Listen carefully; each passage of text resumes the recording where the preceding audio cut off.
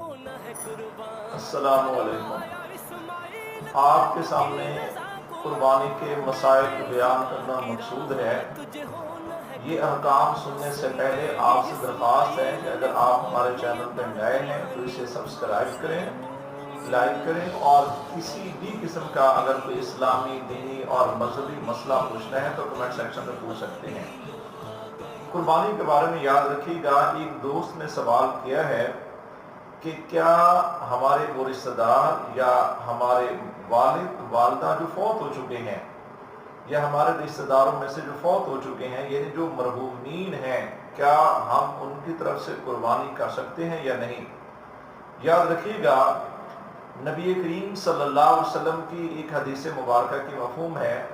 کہ نبی کریم صلی اللہ علیہ وسلم نے ایک وقت 2 مینڈے ذبح کیے، ایک اپنی طرف سے اور دوسرا